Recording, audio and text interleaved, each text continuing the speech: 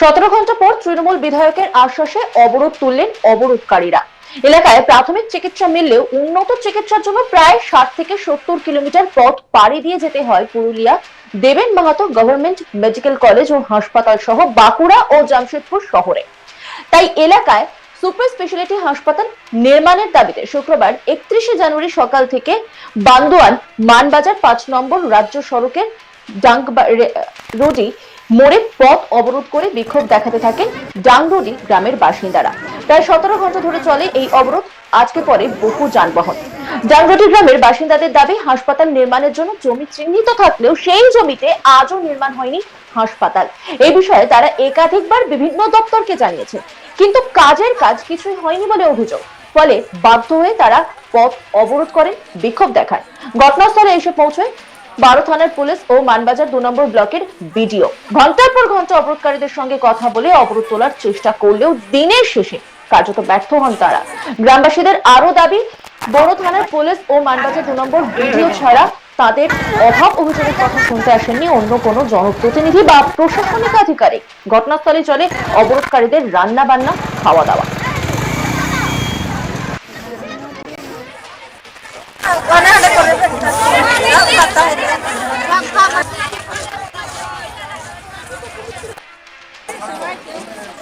বিক্ষোভকারীরা কি বলছেন শোনাবো আপনাদের।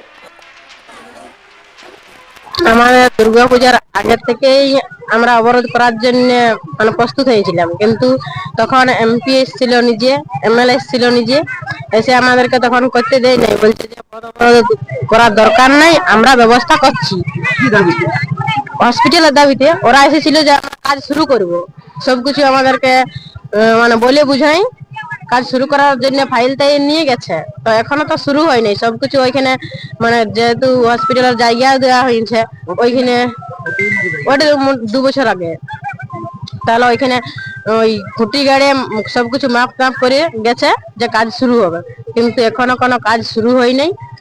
যতবার আমরা বলছি ততবার তো বলছি কাজ শুরু হবে, এখানে আমরা হসপিটালটা হওয়ার ব্যবস্থা করছি, কিন্তু কোনো কিছুই তো আমরা দেখতে পাচ্ছি না, শুরু করার কাজও দেখতে পাচ্ছি না। যদি শুরু করতো তবুও আমরা এতটা অবরোধ করার জন্য নামছিনি। আমাদের 3 বছর ধরে খুঁটা গাড়া, নাপ করা, জায়গা দেখান দিয়া, তারপর বন্ধ হইল। তারপর আমরা মিটিং করি, তখন বলে কিছুদিন সবুর করো। সে সবুর করলি, এই 1 মাস সবুর করো, 2 মাস সবুর করো, 3 মাস সবুর করো, কিছুতে হয়। এইবারে আমরা এই পথে নামিয়েছি। আমাদের সিদ্ধান্ত হসপিটাল, আমাদের ডাঙ্গরডি এলাকায় হসপিটাল। হ্যাঁ, জানা হয়ে গেছে। প্রশাসন আসি আমরা তো হুমকি দিয়েছে যে আমরা 2 মাস সময় চাইছি।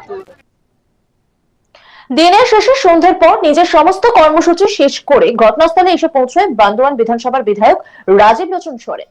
তিনি অবরোধকারীদের সঙ্গে কথা বলেন, বিষয়টি খতিয়ে দেখার আশ্বাস দেন তিনি। অবশেষে বিধায়কের কথায় প্রায় 17 ঘন্টা পর অবরোধকারীরা তাদের অবরোধ তুলে নিলে স্বাভাবিক হয় যান চলাচল।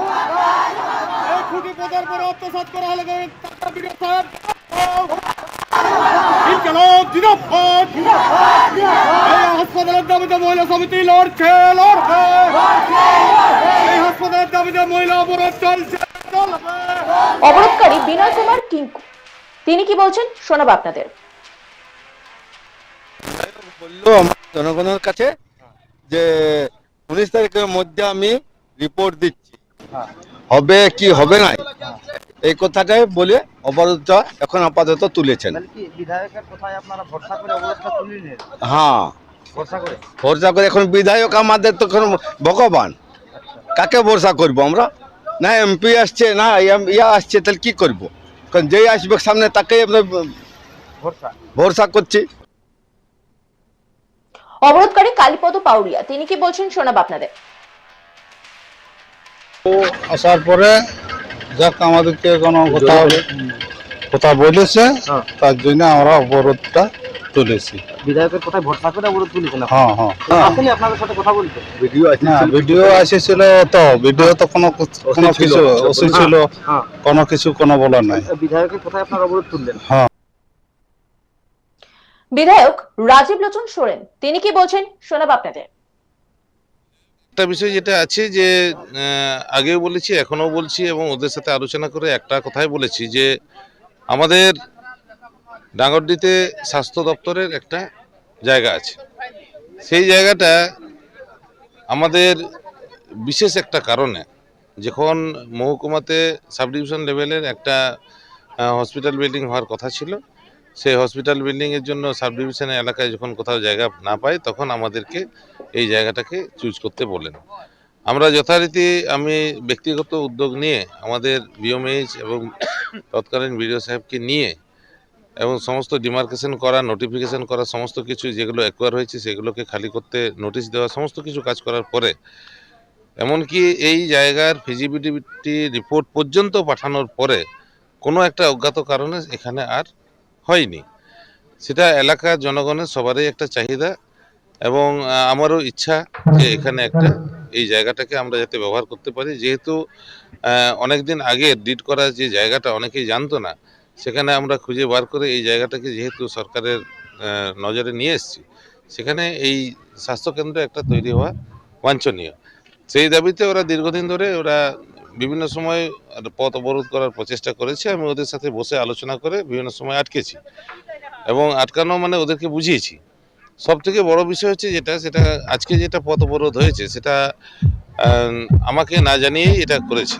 আমি ওদেরকে বলেছিলাম যে আমি আমাদের স্বাস্থ্যমন্ত্রী তথা আমাদের মাননীয় মুখ্যমন্ত্রী মমতা বন্দ্যোপাধ্যায়ের সাথে আমি আলোচনা করে আমি করব। আমি একজন বিধায়ক হয়ে আমাদের তো সুযোগ থাকে না আমাদের মুখ্যমন্ত্রীর সাথে সরাসরি বিভিন্ন সময়ে হুটহাট করে দেখা করার, একমাত্র মন্ত্রী মহোদয়রা পারেন।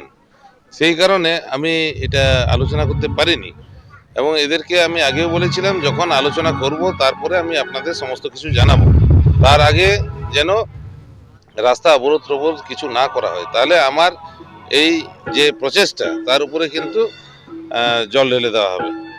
আমি সাকসেস হতে পারবো না, কারণ আমাদের সমস্ত দপ্তরকে বুঝিয়ে এবং স্বাস্থ্য দপ্তরকে বুঝিয়ে যে এই কাজটাকে বার করে আনতে আমাদের একটু সময় লাগবে।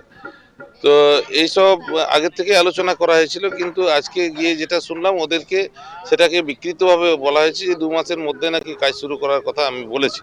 সম্পূর্ণ মিথ্যে কথা বলেছে। যারা বুঝিয়েছে, উস্কানি যারা দিয়েছে, আমি তাদেরকে ধিক্কার জানাই এবং সবথেকে বড় কথা এলাকার জনগণের সাথে আমি আছি, পাশে আছি এবং সমস্ত সমস্যায় আমি জনগণের সাথেই থাকি এবং সেই কারণে আমি গেলাম ওনাদেরকে বললাম যে কি হয়েছে, আমার সাথে কেন আলোচনা করেননি, এইসব ইনফরমেশন কেন জানার বিষয় যদি থাকে আমাকে যখন তখন ডাকলে আমাকে পায়। সেই ক্ষেত্রে এরা যে করেছে ওরা ভুল স্বীকার করেওছে এবং আমি বললাম যে যা আবার হয়েছে অবরোধটা তুলুন। ওরা অন্যান্য খবরের আপডেটের জন্য অবশ্যই নজর রাখুন আজ তাক বাংলার ইউটিউব স্ট্রিমিং এ। লাইক, কমেন্ট, শেয়ার এবং সাবস্ক্রাইব করতে ভুলবেন না।